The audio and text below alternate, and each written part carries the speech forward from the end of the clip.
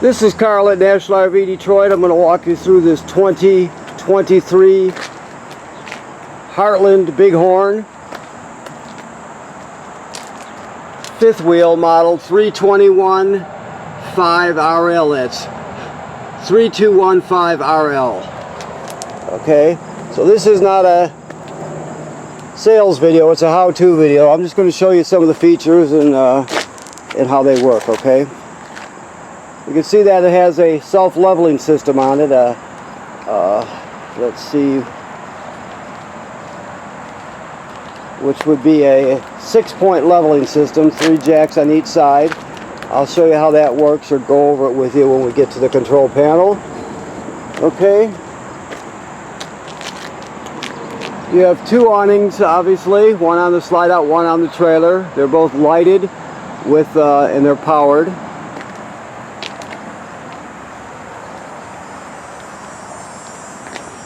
Your rail pulls out right there, and of course you have steps that fold in. Adjust the legs depending on the terrain that you're parked at. You always want the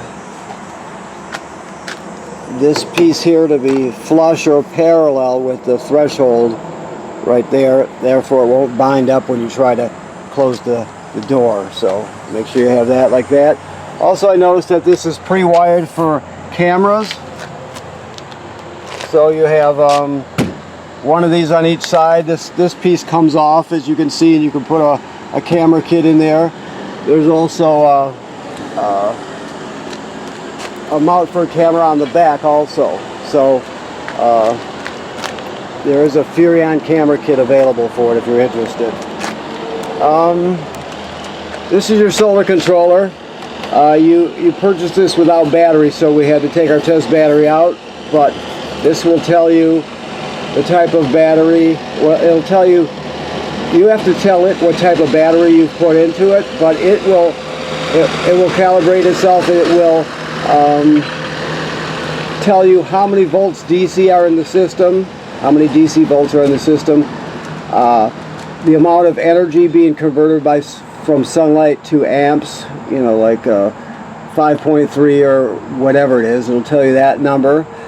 It'll also tell you amp hours and things like that, so you can read up on that when you go through your literature. You can also go to their website.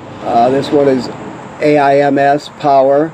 You could search that, and they'll have product videos on these also if you want to learn that way. Okay. Just a TV hookup here with power to set a TV out here. There's another power here. All the receptacles are wired through a GFCI. So there are, I believe, 2 GFCIs inside the trailer, one in the front, one towards the rear. Every receptacle is wired through one of them. So if you're using something out here that pops, you're going to reset it inside at one of the GFCI receptacles. Okay. This is the controller for your leveling system. The main 2 commands that you want is auto level, this one right here, that will basically just level it for you. And then the next one you'll go to here, down one to auto hitch enter, so that's an auto hitch height. Basically what that does is it returns you to the position that you were in before you auto leveled, so it always remembers the last position. Therefore, when you pull to the campground, you pulled onto the site, you pulled out from under your tow vehicle with your truck, and then you pushed auto level. So it remembers the position it was in before you auto leveled. So if you push auto hitch and enter, it'll return the trailer to that same position, so you can slide right underneath it. There are also, you can operate all these jacks independently of each other. There are other commands. If you level everything, remember, it'll nosedive the front of the trailer, which isn't a problem, but if you have something under it, it can damage it, so keep in mind that you don't want to just level all. So keep that in mind. We can go over more of that when you pick up if you need to, okay? 30-pounder here, or is it let me see what we got here, I'm sorry. Yeah, one on each side. This is your electronic here. Just has some features here. This is your reservoir for your hydraulic system, obviously. Your battery box. This is designed to hold 2 batteries, 227 series batteries, so that way you get plenty of power.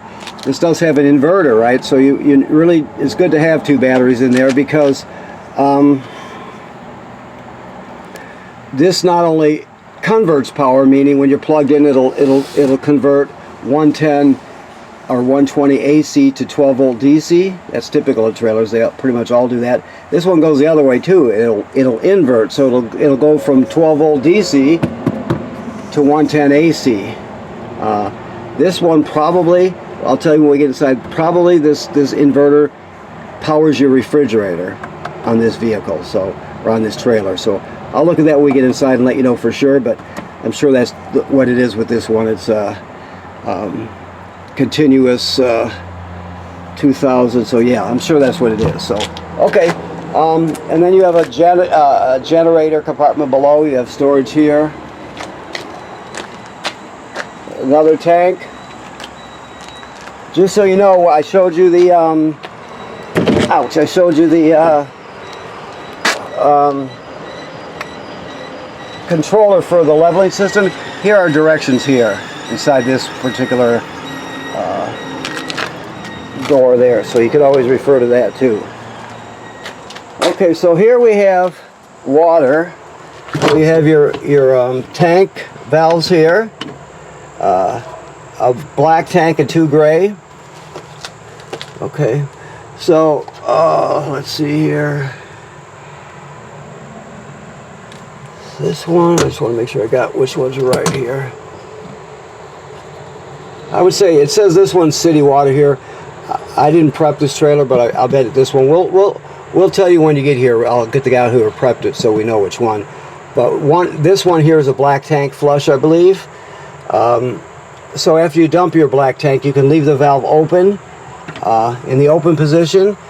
Hook the hose on here, turn on the water, and you can spray out the inside of the black tank, clean off the sensors, that sort of thing. So it's very it's a very good thing to do if you have working water hose at the dump station. Definitely do it. I mean, sometimes the hose gets torn loose or it gets damaged, but if it's a working hose, go for it. This is your water filter canister here. Okay. Now you have to, this is a quick connect here, obviously that connects up here. You have 5 diagrams. The most common is going to be city water, which is the most common way to do it, which is this one here. You can see white ones down, green ones to the left, red ones up, and blue ones to the left. So you do that, you hook up your city water like I said. Yeah, see, I just noticed here, this one does say tank flush under it, so this is the flush. And this one would be city, right there, city water. I just couldn't see it very well. Okay, so anyway, back to what I was saying.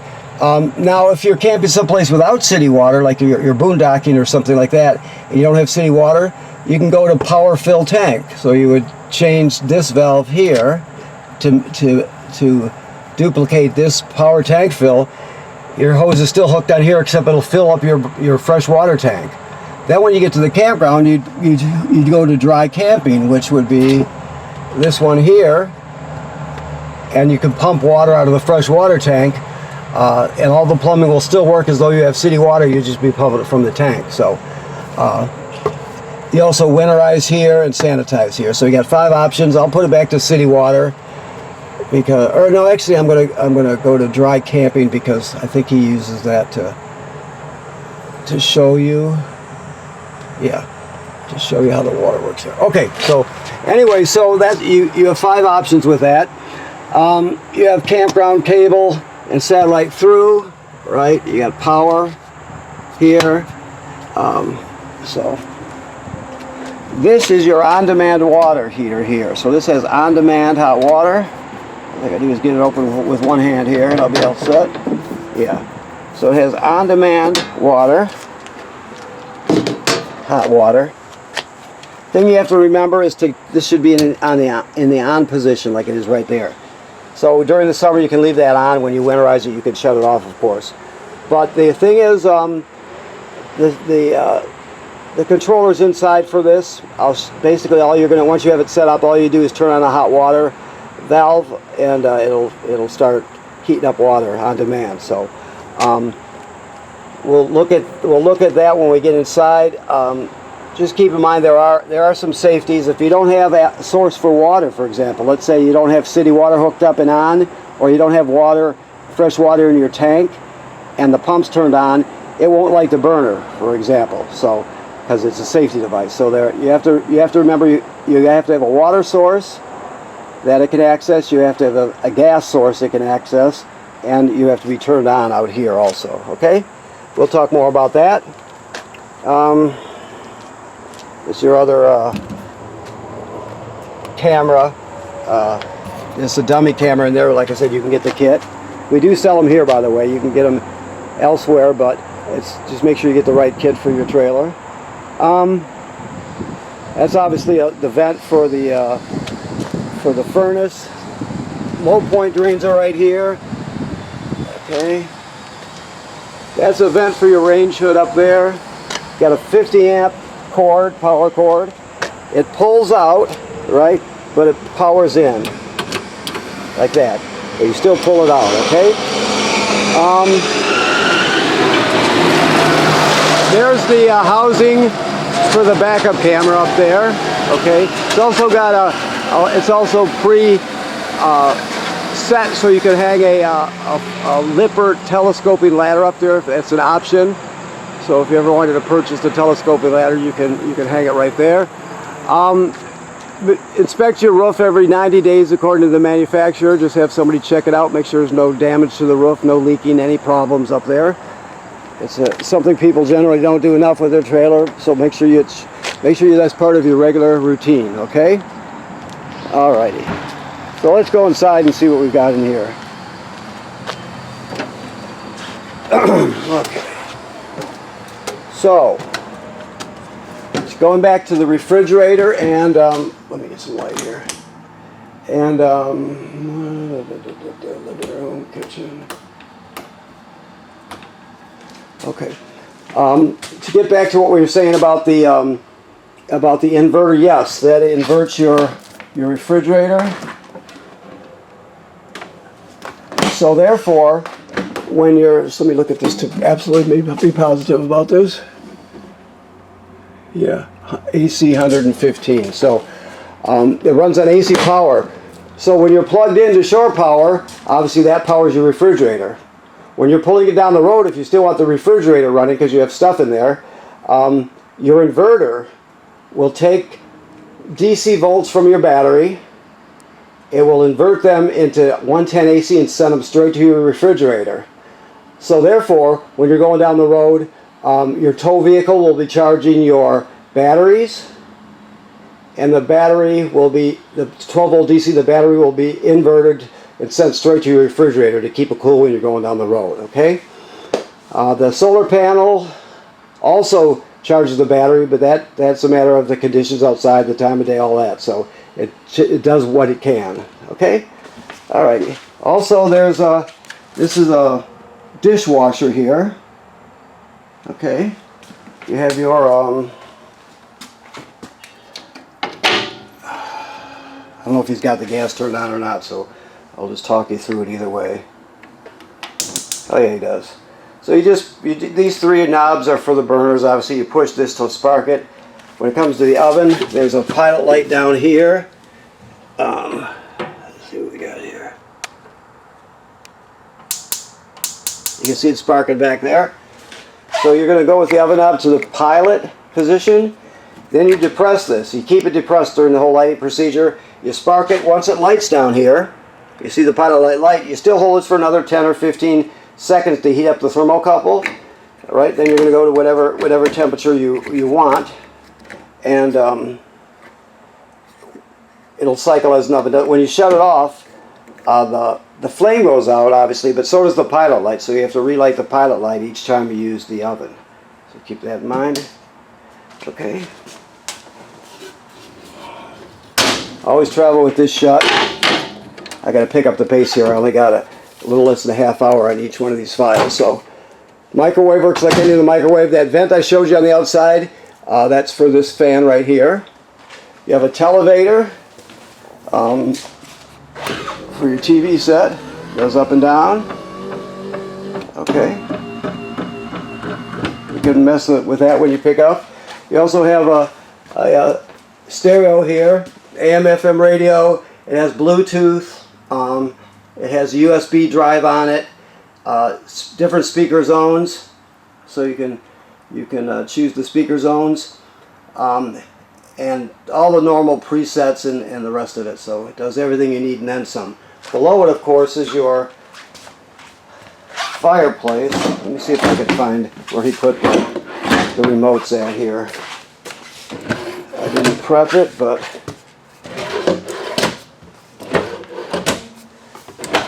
well, of course.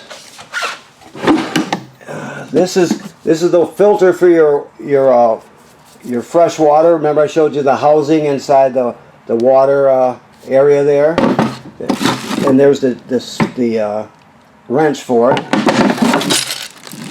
I'm not sure what that is offhand. Okay. Anyway, there are remotes for your TV, obviously, and for your fireplace and your radio. I spend a whole day looking for them, but like I said, I didn't prep this. They're definitely in here though. So I'll just do it this way. Okay, so there you have it. I mean, it's a really good space heater also. So right there you can see, if you can see that, it's on high. Let me go low. That's the fan speed right now. So it's coming out, heat's coming out, just not super fast. High, it's really cranking. So the heat's really kicking out of there. You could also change the color of the crystals and the flames, for example. So you can do all that. It's a very good space heater, runs off AC power, so you don't have to use your limited supply of LP gas. Okay, and it has a remote with it. This is a hide-a-bed, so you pull the cushions off the hide-a-bed, you fold it out, drop the legs, and you have a nice bed. Carbon monoxide LP gas detector. It should always be green. If it's not, get it serviced. There's also a test button on it you can push. Of course, your recliners / theater seats. You have two chairs here. There'll be another two under the bed, I believe. This pulls out. It's got another leaf to it, sort of. It pulls forward another foot or so. Switch for your awning. Okay, the one that's on the slide out. The switch for the awning that's right on the wall here, I think is this one here. I just want to make sure here. Tank heaters. Okay, let's see here. No. Well, I'll find out for you. Like I said, I didn't. Oh, right here. This is it here. Okay. There you go. So that's for your awning, and the one over here is for your other awning.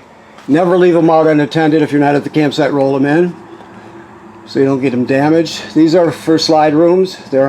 These are hydraulic, so one button's going to operate most of these slide rooms. You just hold it in and they go one after the other.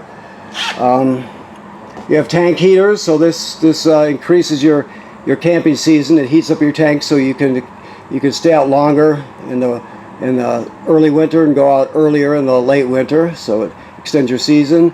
This is to turn your inverter on and off, the one for the refrigerator. So obviously, if you want to invert power when you're going down the road, you're going to turn it on. Okay, you hold it a few minutes to shut it off.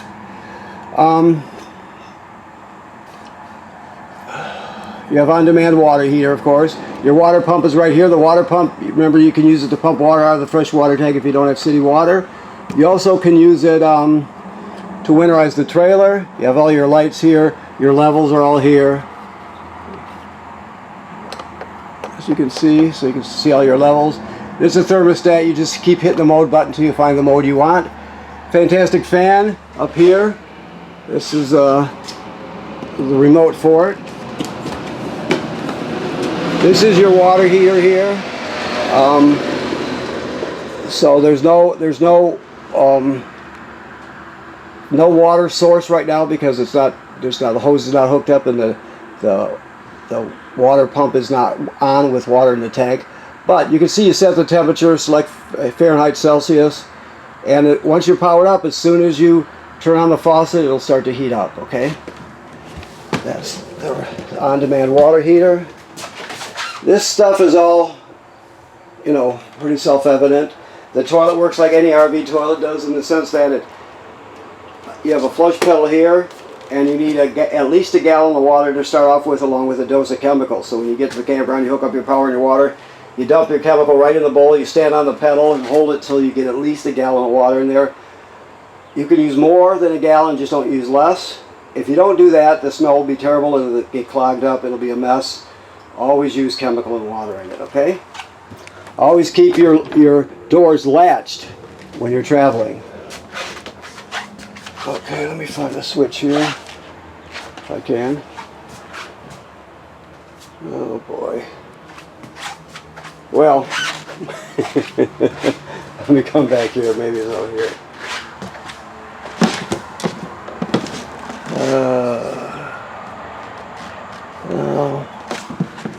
Well, we'll just do it like it is. I obviously should know this, but I did not prep it. There we go. There's some light anyway. Okay, so you can put a TV here, right? And you can either put a backer or set it down here. You have a hookup for a washer dryer, either a stackable or a combo. Your chairs are right here. No. That's your bedspread and stuff. Your chairs will be, let's see, right here. Okay.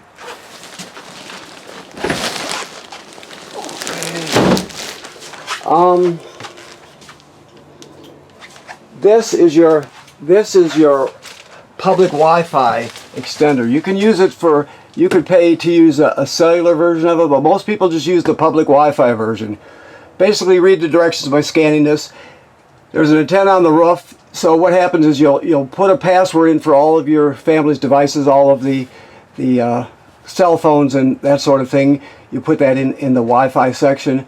Then you'll go to the in a browser, you go to the web page for this, and then connect this to the outside, campground Wi-Fi or whatever Wi-Fi you're using. You just get a better signal.